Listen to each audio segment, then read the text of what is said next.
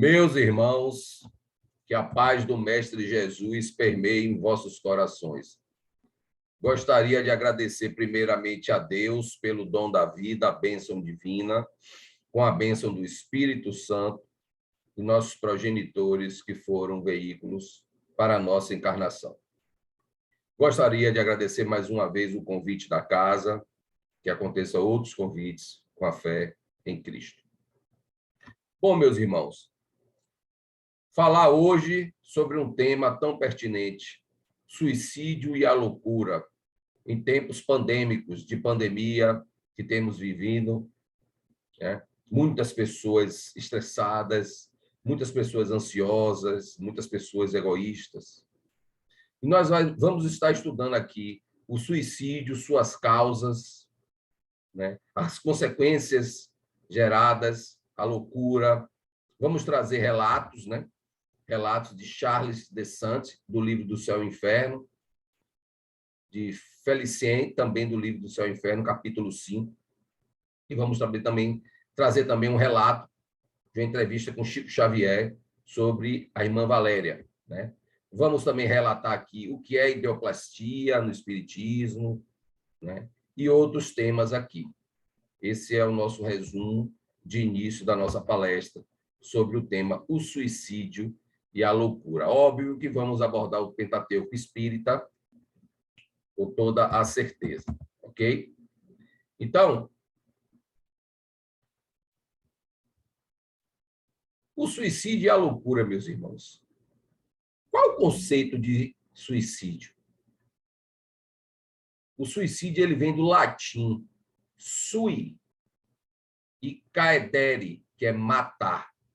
Sui é próprio, caedere é matar, matar próprio. É uma atividade individual, de livre-arbítrio, de extinguir a própria vida por ato deliberado, podendo ser causada, entre outros fatores, por um elevado grau de desespero e sofrimento, geralmente de nível emocional e sentimental. Isso é o conceito sobre suicídio. Do ponto de vista da doutrina espírita, o suicídio é considerado um crime e pode ser entendido não somente no ato voluntário que produz a morte instantânea, mas em tudo que se faça conscientemente para apressar a extinção das forças vitais. Importa uma transgressão da lei divina. É sempre uma falta de resignação e de submissão à vontade do Criador. Nós vamos estar vendo aqui também as 10 leis morais, né? Que está lá no Livro dos Espíritos, que a lei divina é a lei natural, né? Que é a lei de Deus. O homem é infeliz quando transgride essa lei. E o suicídio, com certeza, ele é uma transgressão dessa lei. Tá claro? Então, nós vamos aqui ver as causas do suicídio, as perspectivas biológicas, teorias psicológicas e sentido sociológico do suicídio, né? A perspectiva biológica é o seguinte: esquizofrenia, alcoolismo e até baixo nível de serotonina no organismo podem catalisar o desejo de suicídio. Serotonina é o hormônio, digamos assim, da felicidade, da alegria gerada no cérebro. Só que esse hormônio, para ser gerado, ele precisa de um tempo e de estímulo para isso. Muitas das pessoas que vão para a academia, malham, praticam exercício físico, elas se sentem assim, né? Que após isso, o exercício físico, ele gera o aumento da serotonina, né? E essa fabricação não é de uma hora para outra, isso demora. Então, a perspectiva, na questão da perspectiva biológica, o espiritismo vem da esquizofrenia, do alcoolismo e também desse baixo nível, né? Que faz a pessoa querer tirar a própria vida. Então, já as teorias psicológicas são as perturbações mentais, depressões graves, melancolias, desequilíbrios emocionais, obsessões, delírios crônicos. Tudo isso fazem o aspecto psicológico para ajudar na questão da pessoa querer tirar a própria vida. E essas perturbações mentais não são fáceis de lidar, como a depressão, né? essas melancolias, os desequilíbrios emocionais. Nós vamos estar conceituando aqui os tipos de obsessão, né? E esses delírios crônicos também são muito perspicazes, digamos assim, para o sentido da pessoa querer tirar a própria vida. Já no sentido sociológico, o suicídio ele é egoísta. Ele quer fazer para não sofrer mais. Mas nós sabemos que a vida nunca cessa. E a dor não vai parar, só vai aumentar. Tem um suicida altruísta para não dar trabalho aos outros. Isso não existe. O que é altruísmo? O altruísmo é o amor. Você viver o amor sem benefício próprio. Não é um amor efêmero no sentido do ser, o amor universal, que Jesus veio nos ensinar. Então, isso é o altruísmo, você fazer o amor pelo bem, por todos, sem esperar em troca, sem fazer com que seja para você, certo? Então, existe esse suicida altruísta, mas para não dar trabalho aos outros, isso não existe. Isso é uma transgressão da lei divina. E tem o suicida anômico, por causa dos desequilíbrios de ordem econômica e social, eles tiram a própria vida. Eu me lembro de um relato de Divaldo Franco, que ele falou que um pai de família, trabalhador, estava com tantos problemas financeiros que se jogou na frente do trem. E esse rapaz entrava em contato com o Divaldo e dizia que não parava de ver a cena do trem decepando ele. E esse ato, ele não causa estrago só no corpo físico, porque nós somos uma tríade, corpo, espírito e perispírito. O perispírito é o corpo semimaterial, semifluídico, que liga o corpo ao espírito. O espírito ele não tem forma, não tem cor, não tem olhos, não tem boca. É para dar as ações ao corpo. Então, o corpo perispiritual é deslacerado numa atitude dessa, um tiro no ouvido, na cabeça. Por isso, eu fiz até uma palestra recentemente sobre deformidades físicas e a reencarnação. As causas disso, porque as pessoas veem com essas anomalias, quais são as causas morais disso e o sentido da lei natural e universal de acontecer isso. Então, ele decepa, ele destrói o perispírito, o corpo perispiritual, que precisa ser remodelado, que às vezes nenhuma só encarnação vai servir de ele remodelar, de ele reconquistar essa remodelação. Ele vai vir com anomalias que pode ser que precise de outras reencarnações, para ele ajustar isso. Então, ele deslacera o corpo perispiritual.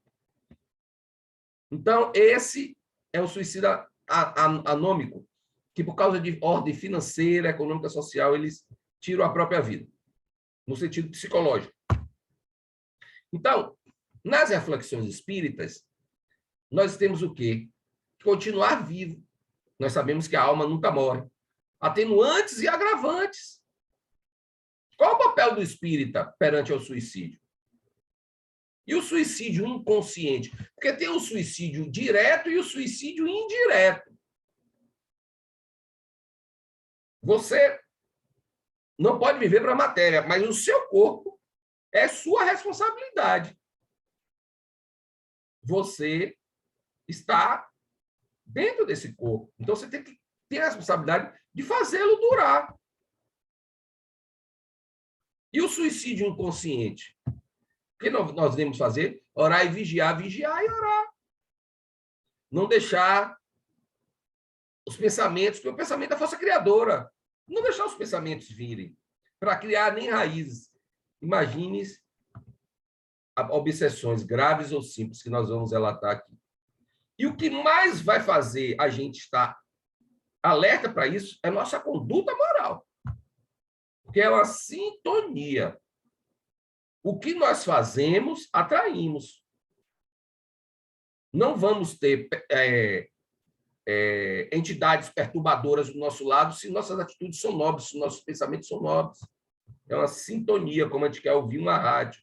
Você quer ouvir uma rádio, um Djavan, você sintonia ali na Globo FM, que vai ouvir uma música mais calma. Isso não vai fazer. Isso vai fazer com que não deixe ele se aproximar. É uma das etapas. certo? Então, Hippolyte Léon Denisard Rivail, vulgo Allan Kardec, codificou a doutrina espírita através do Livro dos Espíritos, que no início tinha um pouco mais de 200 perguntas. O Livro dos Espíritos gerou o Pentateuco Espírita, que são os 5 livros da obra básica. O Livro dos Espíritos, o Evangelho segundo o Espiritismo, o Céu e o Inferno e a Gênese. O Livro dos Espíritos, o Evangelho segundo o Espiritismo, o Livro dos Médiuns, o Céu e o Inferno e a Gênese. Os 5 livros básicos da obra básica. Mas a doutrina espírita não só são 5 livros. Tem ainda o 6º livro, que é o Espiritismo, e tem 22 obras, que são as obras póstumas, com as obras póstumas e as revistas espíritas. Então, Kardec, lá no Livro dos Espíritos, a primeira questão do Livro dos Espíritos é: que é Deus? Deus é a inteligência suprema, o ser onipotente e onipresente. Ele é a infinita bondade e misericórdia. Então, nós não podemos infringir a lei natural, porque estamos infringindo a lei de Deus. E qual é a primeira lei das 10 leis morais que tem no Livro dos Espíritos? É a lei de adoração. De adorar quem? Ao Pai celestial. De adorar Ele. Tem a lei de sociedade, a lei de destruição.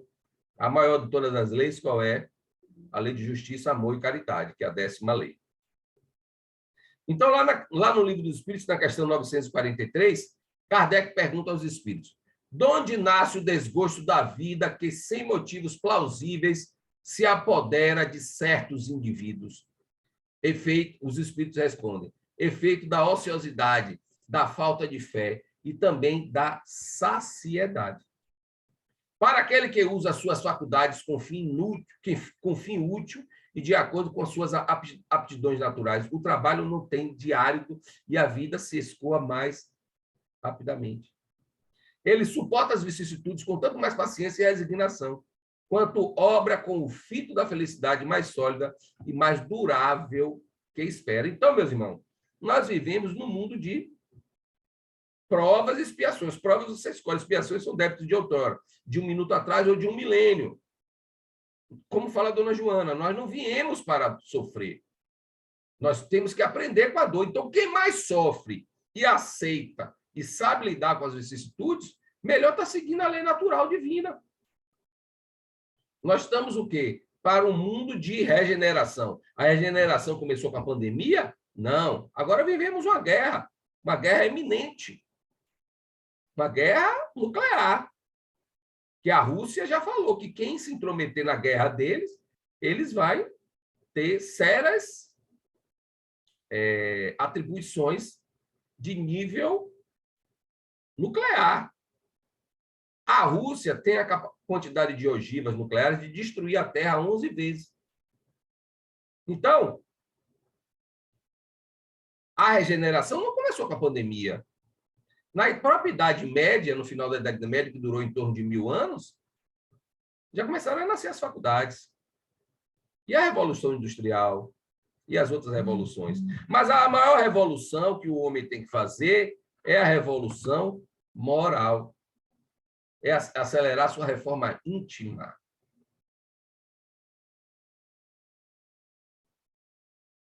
Então, nós temos que suportar nossas vicissitudes com mais paciência e resignação, para não termos desgosto para a vida. E na questão 957, no Livro dos Espíritos ainda, Kardec pergunta aos espíritos: quais, em geral, com relação ao estado do espírito, as consequências do suicídio?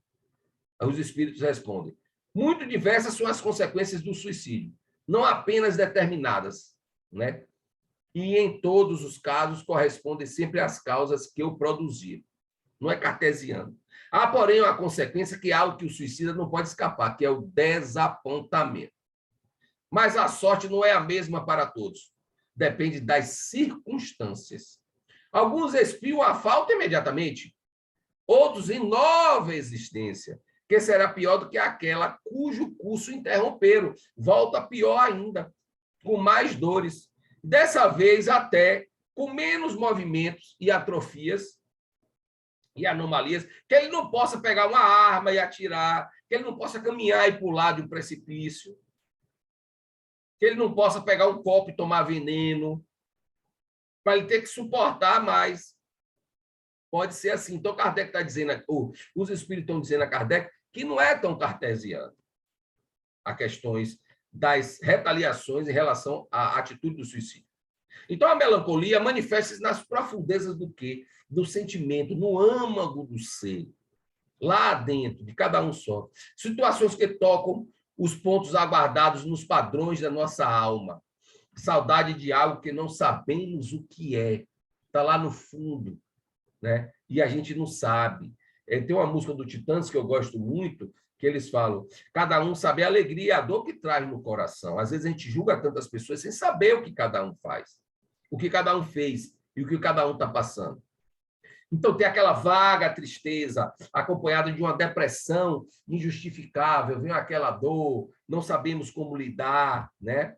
Não sabemos como agir, meu Deus do céu, dai-me a força, né? Vem aquela tristeza, aquela angústia, a gente fica sem saber o que fazer. Isso tudo está atribuído ao quê? Aquela melancolia, né?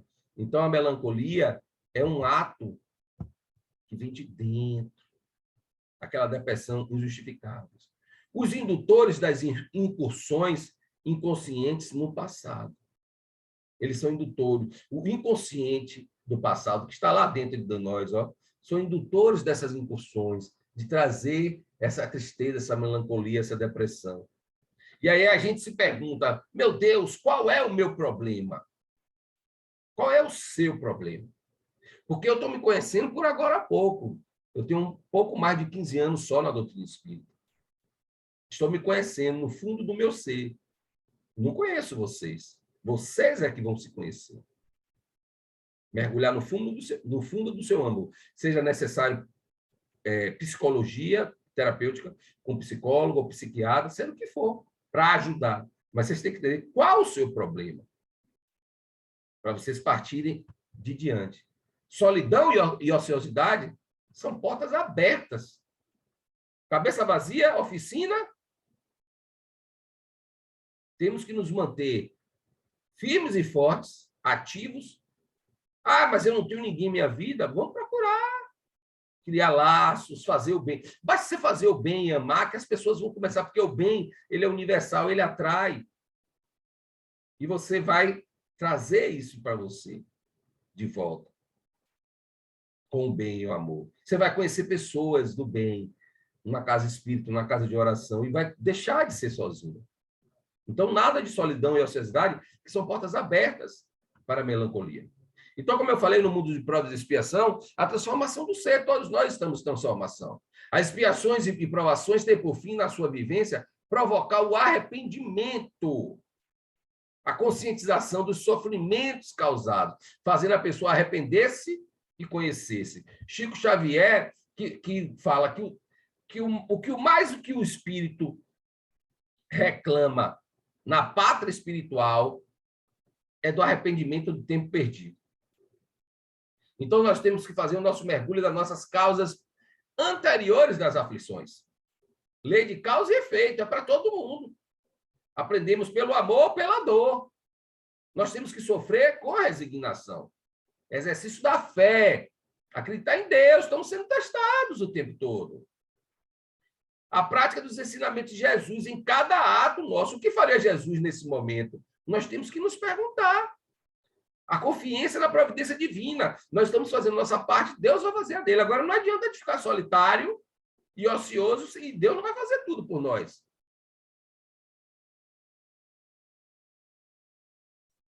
As tribulações são as expiações do passado, que recebe nelas merecido castigo e provas com relação ao futuro que elas reparam. Então, são expiações do passado e são provas que a gente vai agir em relação com o futuro que pode ser reparado. Você sabe qual é a maior forma de prever o futuro? Sabe qual é a maior prova de prever o futuro? É você criando ele, trabalhando ele, fazendo por ele. Muitos dos nossos males terrestres são resultado do nosso caráter e proceder, da nossa conduta moral. Ninguém é culpado. Deus não criou o mal. Está lá no livro dos Espíritos. Deus criou o homem, o princípio inteligente, simples e ignorante, que nós estamos fazendo no reino mineral, vegetal, animal nominal e angelical. É o nosso Pentateuco. As 5 fases. Essas 5 fases do princípio inteligente ir passando é em torno de 1 bilhão de anos. Não é que foi uma planta ou um pedaço de pedra. Seu princípio inteligente, formado por átomos, passou por essas etapas. Seus átomos foram constituídos por essas etapas. E está lá no Livro dos Espíritos, Kardec pergunta aos espíritos como é feita a mutação do reino animal para o vegetal do espírito, que o espírito do reino animal para o reino hominal, com a versão homem, é o espírito com a letra maiúscula, que é com o conhecimento da conduta moral. Aí os espíritos respondem, vocês não estão preparados para saber disso, só Deus sabe. Aliás, muitas das perguntas que Kardec faz aos espíritos, eles respondem isso, que nós não estamos preparados.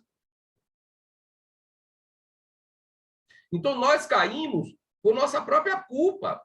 Somos vítimas do interesse de nossa ambição. Veja agora, atualmente, essa guerra por um pedaço de terra, que a União Soviética já foi um complexo imenso. União Soviética. Lá na Ásia.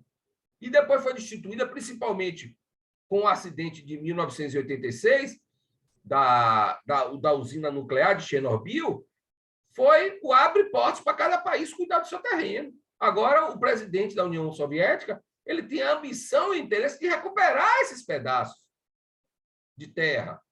E a Rússia já é imensa. A Rússia tem 3 vezes o tamanho do Brasil, que o Brasil é um país continental. E a Rússia tem 3 vezes o tamanho do Brasil e ainda está lutando por pedaço de terra. Deixa cada um cuidar do seu. É a ambição e o interesse que derruba o homem.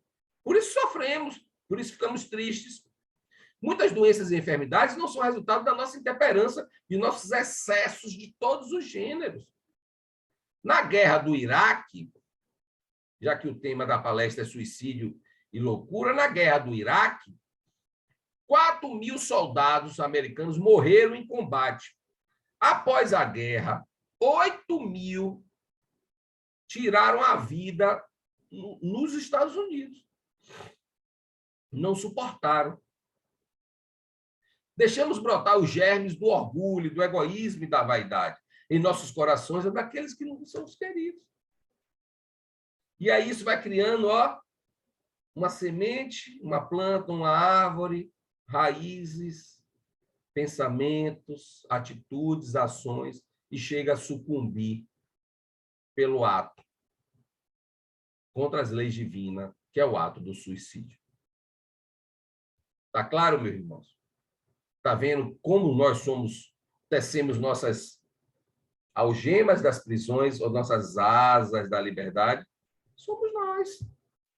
E o que pode ser feito? O que é que pode ser feito para a gente se melhorar? Para não deixar sucumbir. Primeiro, a mudança do clima psíquico. Temos que mudar o nosso pensamento. Pensamento força criadora. Temos que ter uma leitura edificante, prece, a companhia de uma amizade verdadeira, fazer algo diferente que desejava há muito tempo, mas nunca teve a oportunidade de fazê-lo. Dedicar-se a dar alegria a alguém, isso não paga, não precisa ter dinheiro, um abraço, um bom dia, sem exigir absolutamente nada em troca. Buscar na memória momentos da vida que sentiu extrema felicidade e não ficar se lembrando das coisas, né?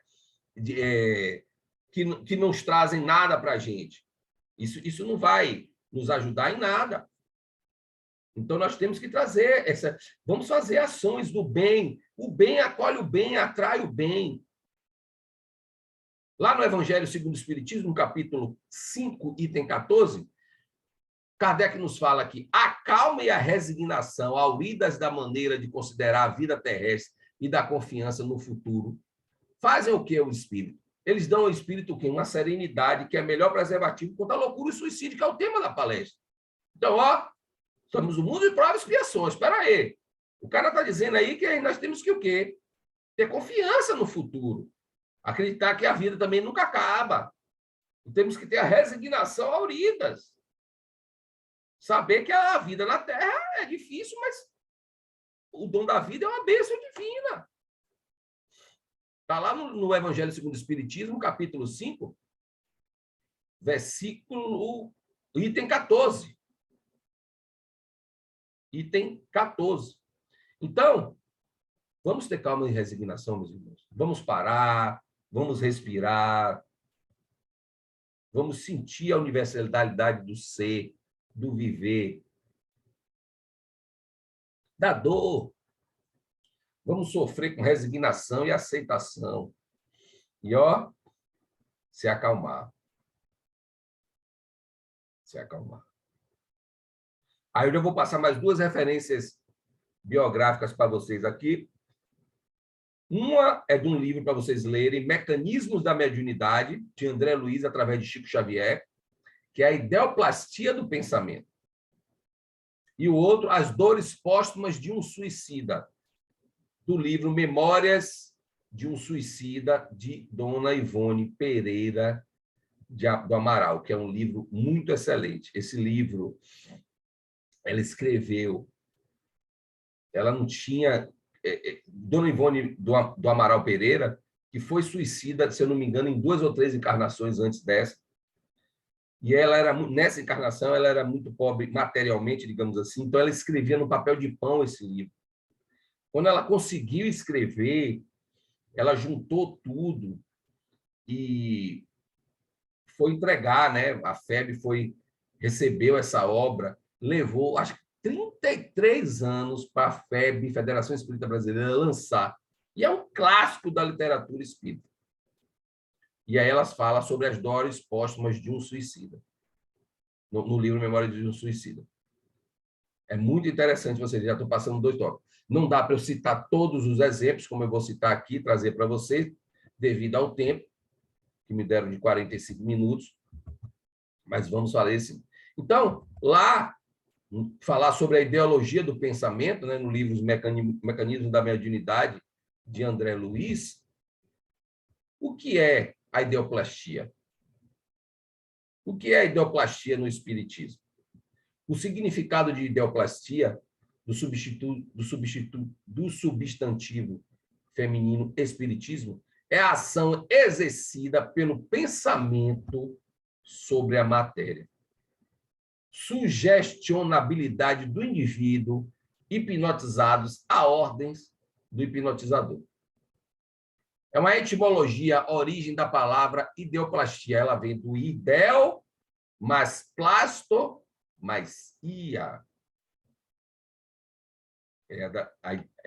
O significado da palavra da ideoplastia. É exercido o pensamento sobre a matéria. Então, já pegando esse ponto, vamos falar aqui agora sobre a obra O Céu e o Inferno, segunda parte, capítulo 5, Suicidas, que é o tema da nossa palestra. Vamos falar do caso do senhor Felicien, lá no livro O Céu e o Inferno. Felicien, ele era um homem rico, instruído, poeta, espirituoso, de um caráter bom, cortês e afável, e de uma perfeita honradez. Especulações equivocadas haviam comprometido sua fortuna, não lhe permitindo mais idade restabelecê-la. Ele cedeu ao desalento e suicidou-se em dezembro de 1864, enforcando-se em seu quarto. Não era um materialista ele, nem um ateu, mas um homem de humor um tanto leviano e preocupava-se pouco com a vida futura. Tendo conhecido intimamente, nós o evocamos 4 meses após a morte, por simpatia pela sua pessoa. Nós, no caso, quem está falando é Kardec, com os médios da época e os espíritos que participaram da codificação espírita do Céu e Inferno, da codificação espírita desse livro Céu e Inferno. Então, quem fala isso aí é o Felicien, através do evocador, né, do médium. Então, evocação, 2 pontos, é o Felicien falando. Ele fala: tenho saudades da terra, tive aí decepções, mas menores do que aqui. Eu sonhava maravilhas e estou abaixo da realidade ideal que tinha. O mundo dos espíritos é bastante misturado. E para torná-lo suportável, seria preciso uma boa triagem.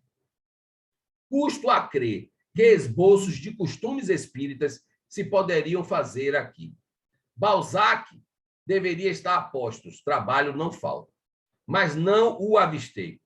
Onde se encontram, então, esses grandes espíritos que condenaram tão fortemente os vícios da humanidade? Eles deveriam, como eu, permanecer aqui algum tempo antes de ir para regiões mais elevadas. É um pandemônio curioso que me agrada observar. E fico aqui. Incrível esse depoimento.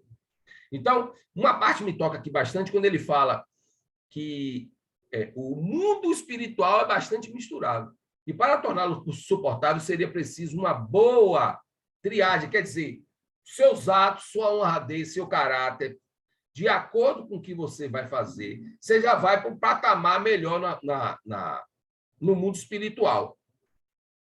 E ele fala isso, né? Então, meus irmãos, essa passagem aqui do livro Céu e Inferno é de trazer uma grande reflexão para todos nós, né? E ele mesmo pede para ficar um tempo lá. Por quê? Para ele entender e pensar melhor. Mas, como vimos aqui no início da palestra, não é cartesiano. Tem uns que já sofrem na própria próxima encarnação. Muitas das encarnações, elas são auto. Elas são, como eu posso dizer para vocês, direto. Desencarnou, você vai reencarnar. Outras podem durar 1000 anos. Para você vir, depende. Vai depender de cada um. Não é cartesiano. E sendo que o tempo na Terra não é correlativo com o plano astral. Um século aqui pode ser uma piscada lá. Então, ele pede para ficar lá para aprender. Então, o que é a loucura? Ele poderia ter desenvolvido a loucura lá. A loucura ou insânia é, segundo a psicologia, uma condição da mente humana caracterizada por pensamentos considerados anormais pela sociedade. É resultado de doença mental, quando não é classificada como a própria doença.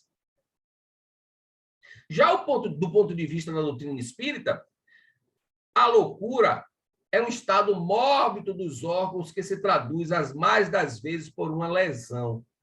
É, portanto, uma moléstia física em sua causa, ainda que seja mental, na maior parte dos seus efeitos. Na loucura se verificam a monomonia, a mania, a demência e o idiotismo.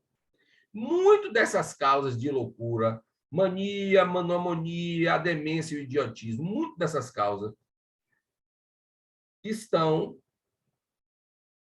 devidos à causa do suicídio. Que a pessoa pulou, quebrou a cabeça, atirou contra a própria mente. Aí, no corpo espiritual, fica desfacelado. Como é que você vai ter uma encarnação normal, com a mente normal, se está desfacelado?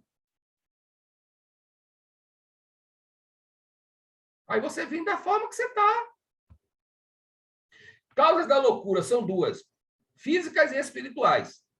Físicas é predisposição, lesões a nível cerebral, má formação a nível cromossomo. E espirituais, o quê? Mediunidade, fator desencadeante em predispostos, obsessão. Mas a pessoa pode vir com a predisposição física, porque o cérebro veio danificado, porque o cérebro perispiritual está danificado, e ainda ter a mediunidade, que ser um fator desencadeante com a obsessão. E juntar os dois, que fica pior ainda.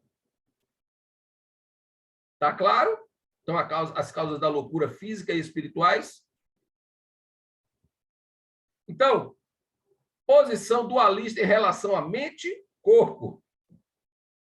A origem da mente é um espírito independente do corpo, mas para se manifestar enquanto encarnado, necessita se utilizar desse. O corpo e a alma se influenciam mutuamente, havendo, no entanto, uma supremacia da vontade do espírito, que é o quê? O livre-arbítrio. Todos nós temos. O que seríamos de nós sem o livre-arbítrio? Cada um tem sua vontade.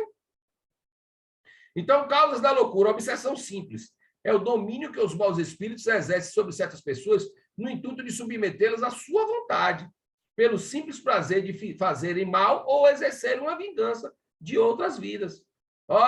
Começa a não estudar, Comece a tratar mal os seus pais. Vá beber. Vai curar suas dores. Gaste todo o seu dinheiro bebendo. Mais ou menos desse tipo.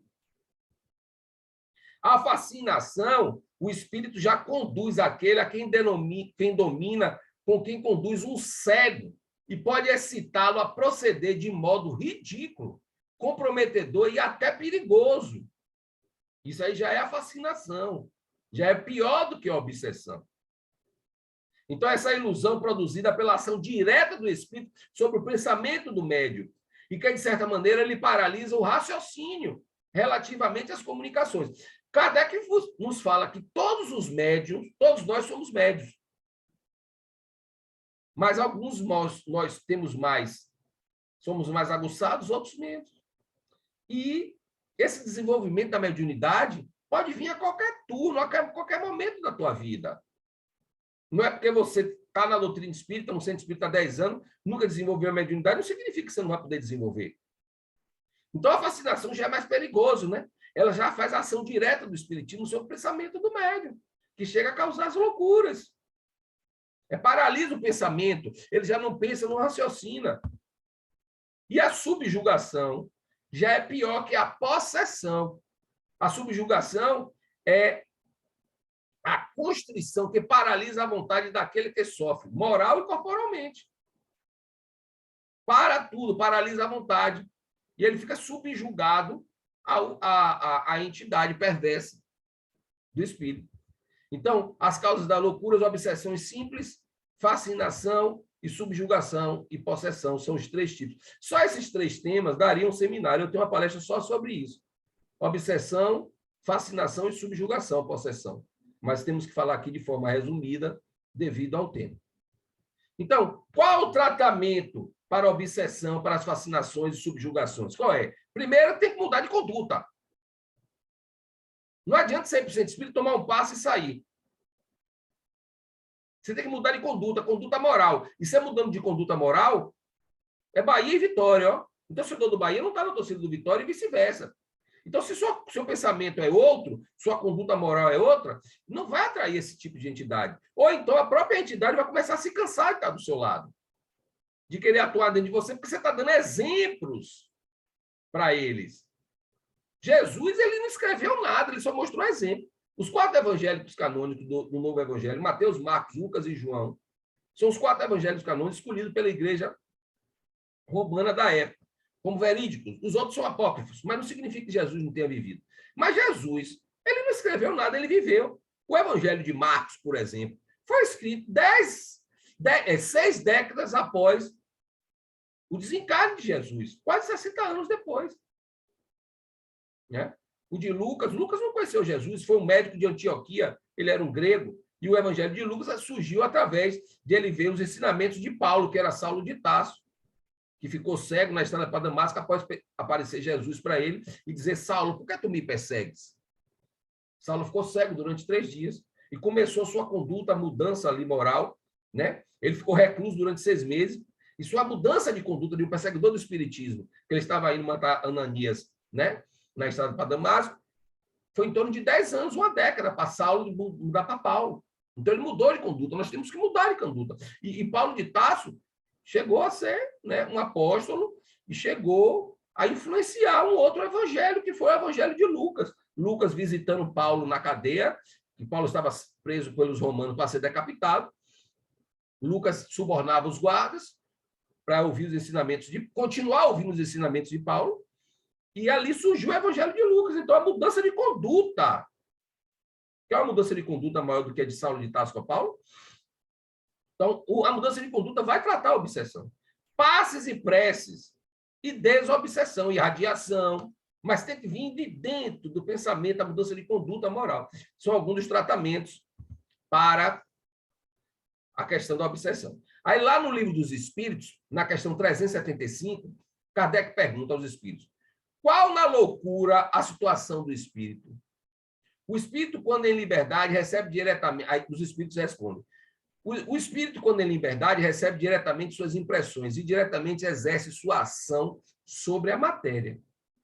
Encarnado, porém, ele se encontra em condições muito diversas e na contingência de só o fazer com o auxílio de órgãos especiais.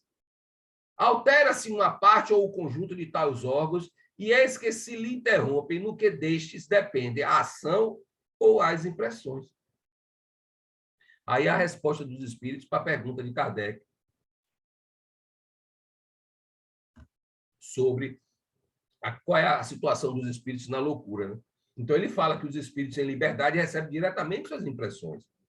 O encarnado ele se encontra em condições muito diversas e na contingência de só fazer com auxílio de órgãos especiais. Está lá na questão do Livro dos Espíritos, na questão 375. Então, para mudar isso, nós temos que ter o reforço na fé futura, os testemunhos dos espíritos suicidas, coragem moral. A dúvida na fé futura vai fazer o quê com você? A opinião dos homens vai ser sua base? Vai ser uma covardia moral. Você cometeu o ato suicida. Lá no Evangelho segundo o Espiritismo, no capítulo 5, itens 15, Kardec nos fala que nada esperando acha muito natural, muito lógico mesmo, abreviar pelo suicídio as suas misérias. Só vai aumentar as misérias. Só vai aumentá-las. De forma que você só faça sofrer mais. Sofrer de forma, tanto na erraticidade, que são os intervalos entre as encarnações, tão quanto nas próximas encarnações, meus irmãos. Nas próximas encarnações. Vamos trazer agora o relato, o segundo relato do livro O Céu e o Inferno, né? No tópico de Justiça Divina, segundo o Espiritismo, na segunda parte do livro O Céu e o Inferno, capítulo 7, Expiações Terrestres. Vamos trazer aqui o caso de Charles de Saint-G, que é o idiota, no caso, idiotia. Lá na Sociedade Espírita de Paris, né, em 1860, que Kardec criou com outros trabalhadores espíritas para o estudo do espiritismo. Charles de Saint-G era um jovem idiota de 13 anos, de idade vivo e cujas faculdades intelectuais eram de tal nulidade que não conhecia seus pais, mal podia pegar uma comida. Havia nele sensação completa de desenvolvimento em todo o sistema orgânico. Né? Então, lá o São Luís, né, faz a pergunta para o médium evocador, né, que é a evocação, para falar sobre o Charles. Ele pergunta: gostaria de dizer-nos se podes fazer a evocação do espírito dessa criança? Podeis evocá-lo como se evocasse o espírito de um morto? Aí a resposta é: vossa resposta nos faria supor que a evocação poderia fazer-se a qualquer momento? Aí a resposta: sim. Sua alma está ligada ao seu corpo por laços materiais, mas não por laços espirituais. Ela sempre pode se despreender. Aí a evocação fala, a evocação de Charles de Saint-G fala: sou um pobre, ele, no caso o espírito falando, sou um pobre espírito preso à terra, como um pássaro por uma pata. Aí a Sociedade Espírita, o São Luís, ele pergunta: em vosso estado atual, como espírito, tendes consciência de vossa nulidade nesse mundo? Certamente sinto bem o meu cativeiro. Responde a evocação. Aí a quinta pergunta: quando o vosso corpo dorme e que o vosso espírito se desprende, tende as ideias tão lúcidas como se estivesse no estado normal? Aí a resposta do evocador, né, no caso do espírito, ele fala: quando o meu infeliz corpo descansa, fico um pouco mais livre para me elevar ao céu a que aspiro. Aí São Luís pergunta: experimentais como espírito um sentimento penoso por vosso estado corporal? Aí o evocador, o espírito de São Charles G, responde: sim, visto que é uma punição. Aí São Luís fala: lembrai-vos de vossa existência anterior? Aí o evocador responde: oh, sim, ela é a causa de meu presente exílio. Aí o São Luís pergunta: qual era essa existência? O evocador, o espírito de Charles Lessant, responde: um jovem libertino sob Henrique III. A Sociedade Espírita pergunta: dizeis que vossa condição atual é punição? Então, a escolhestes? É uma pergunta. Aí o espírito responde: não. Aí a 10ª pergunta: Como pode vossa existência atual servir para vosso aperfeiçoamento no estado de nulidade em que estáis? Aí o espírito Charles Lejean responde: ela não é nula para mim, diante de Deus que me impôs. Que me impôs. Então, ela não é nula para ele. É nula para os outros, que vê um cara idiota, que não pode comer nem sozinho. Aí a 11ª pergunta. Prevedes a duração da vossa existência atual?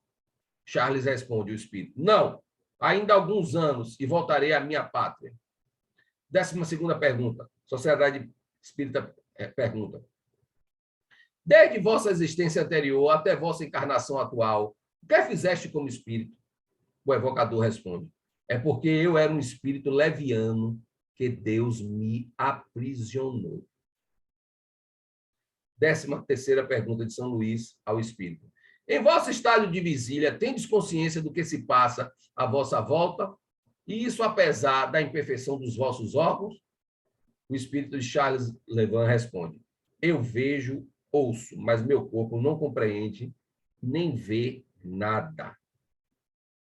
14ª pergunta, São Luís pergunta. Podemos fazer alguma coisa que vos seja útil? Charles responde o espírito. Nada. 20ª pergunta. As preces por um espírito reencarnado podem ter a mesma eficácia do que para um espírito errante? Errante é a erraticidade, é o local onde os espíritos ficam entre as encarnações. Então, as preces por um espírito reencarnado podem ter a mesma eficácia do que para um espírito errante? Aí a resposta do espírito Charles. As preces são sempre boas e agradáveis a Deus. Na posição desse pobre espírito, elas não lhe podem servir de nada. Servir-lhe-ão mais tarde, pois Deus as levará em conta. Nossa, incrível isso. Quer dizer, ele tem que passar por isso e aqui sofrer por isso, pelos atos. O espírito leviano que ele foi como Henrique III. 22ª pergunta. Esta evocação confirma o que sempre foi dito sobre os idiotas. Sua nulidade moral não se deve à nulidade do seu espírito, o qual, fazendo abstrações dos órgãos, goza de todas as suas faculdades. A imperfeição dos órgãos não é senão um obstáculo à livre manifestação dos pensamentos. Ele não os aniquila, quer dizer, ele não pode agir, mas ele sente e vê tudo, como ele falou. É o caso de um homem vigoroso, cujos membros seriam comprimidos por amarras. É um cara forte, macio, tipo você, eu, 2 braços, 2 pernas, só que está tudo amarrado sem a gente poder fazer, mas a gente está vendo e sentindo tudo. Então, a instrução de um espírito sobre os idiotas e os cretinos dada na Sociedade de Paris. Foi uma sociedade criada por Allan Kardec. Então, meus irmãos, chegando aqui à nossa parte final aqui da nossa palestra, né, nós ficamos aqui perplexos e reflexivos sobre essa questão, para você ver como nós tecemos nossas almas, nossas algemas das nossas almas, as asas dela. E tem que passar por isso.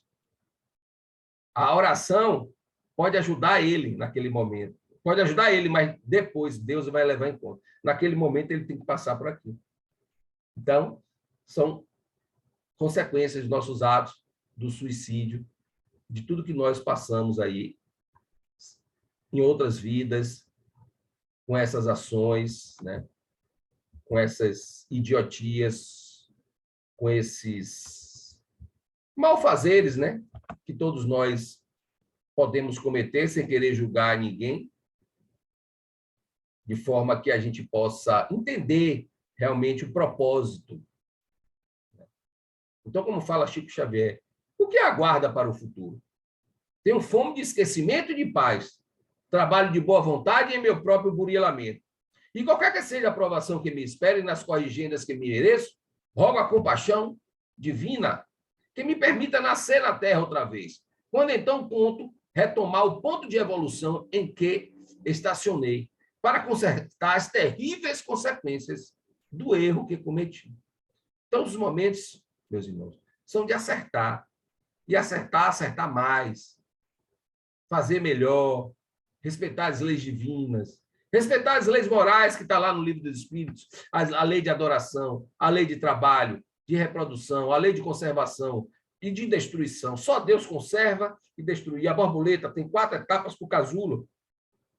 Se você cortar o casulo na segunda etapa ali, ela vai morrer. Ele tem então ali o processo de conservação e destruição, só Deus sabe. A lei de sociedade, a lei de progresso, a lei de igualdade e de liberdade, com seu livre-arbítrio. Fazer bons exemplos do livre-arbítrio. E o livre-arbítrio que não é tão livre assim. O que seria de nós se fosse tão livre? Mas temos o nosso livre-arbítrio. Fazer de nossa liberdade o livre-arbítrio boas atitudes na nossa conduta moral, do pensamento do ser. E a lei de justiça, amor e caridade, que é a lei mais importante de todas. Porque está lá no Livro dos Espíritos, na questão 944. O homem tem o direito de dispor a sua própria vida? A resposta dos Espíritos, não. Somente Deus tem esse direito. O suicídio voluntário é uma transgressão à lei divina. Precisa falar mais alguma coisa? Precisa. E ainda em outro livro que eu já estou passando para você, no livro Estante da Vida, do Psicografia de Chico Xavier pelo Espírito Irmão X, né, intitulado de Irmão X, ele fala, a irmã possui uma irmã que tinha tirado a própria vida, né? A irmã possui alguma fé religiosa que lhe serve dessa convicção na vida depois da morte? Seguir a fé religiosa, como acontece a muita gente que acompanha os outros no jeito de crer, na mesma situação com que se atende aos caprichos da moda. Quando sobreviveu à morte do corpo, ficou inconsciente ou consciente? É uma pergunta. Aí ela respondeu, não conseguia sequer mover um dedo, mas por motivos que ainda não sei explicar, permaneci completamente lúcida por muito tempo. Você já pensou? O espírito tirar a alma é o espírito encarnado. A alma tirar a própria vida da carne, você ficar percebendo o caixão descer, você lúcida por muito tempo, aprisionada no caixão e sem conseguir mover um dedo, presa ali. E alguns espíritos relatam de ficarem observando os germes comerem a carne. É algo soterrador, literalmente, dizendo assim. Então, já no livro Vida e Morte, de Divaldo Pereira Franco, através do espírito Manuel de Filomeno de Miranda, ele fala que temas da morte e da vida. Conscientizar as criaturas a respeito da consciência do ato no além-túmulo, das dores que maceram os familiares e do ultraje às leis divinas. É método salutar para diminuir a incidência dessa solução insolvável. Diminuir a incidência dessa solução insolvável. Qual é a solução? A solução é viver, crer, amar, não odiar, fazer, dar o exemplo e deixar as pegadas do bem com a nossa conduta moral como Jesus deixou. E assim, meus irmãos, nesse clima de paz, amor, harmonia, fraternidade, agradecemos a Deus, a vida, a bênção divina, agradecemos as forças, agradecemos a Deus por nos darmos mais ombros fortes e não mais penas leves, para seguirmos em frente na conduta do ser celestial, em busca do amor, em busca da universalidade do ser, em busca da amplitude celestial dentro de vós. Que assim seja. Muito obrigado.